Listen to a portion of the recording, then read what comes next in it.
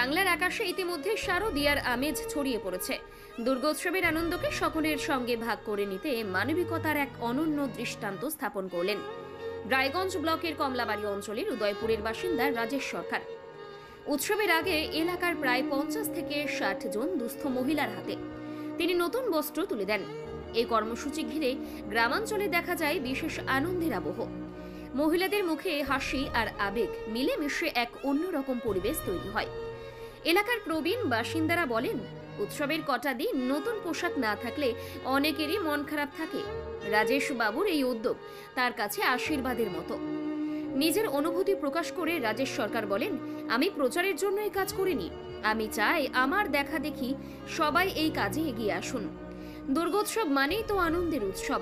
এই আনন্দ যদি সবার মুখে হাসি ফোটাতে পারে তবেই উৎসবের আসল তাৎপর্য। স্থানীয়দের মতে এমন উদ্যোগ সমাজে ভ্রাতৃত্ব ও সম্প্রীতির বার্তা বহন করে। তারা আশা প্রকাশ করেছেন ভবিষ্যতে আরও অনেক যুবক এভাবে মানবিক কাজে সামিল হবেন। দুর্গাপূজার প্রাক্কালে রাজেশ বাবুর এই পদক্ষেপ নিঃসন্দেহে সমাজে একটি ইতিবাচক দৃষ্টান্ত স্থাপন করল।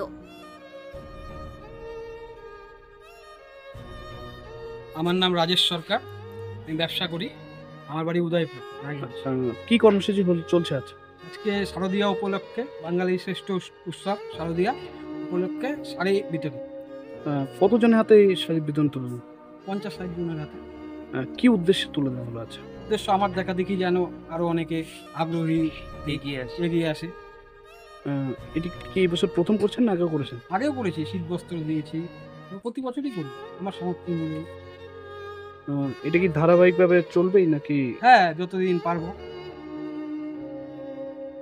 নর্থ বেঙ্গলের সেরা সুপার স্পেশালিটি হাসপাতাল জীবনরেখা, অভিজ্ঞ ডাক্তার, আধুনিক lab, 24x7 emergency services, neurology, cardiology, orthopaedics, gastro, দন্ত ও চোখের চিকিৎসা একসাথে, আইসিইউ, এনআইসিইউ এবং এনএবিএল অ্যাক্রেডিটেড প্যাথোলজি ল্যাব।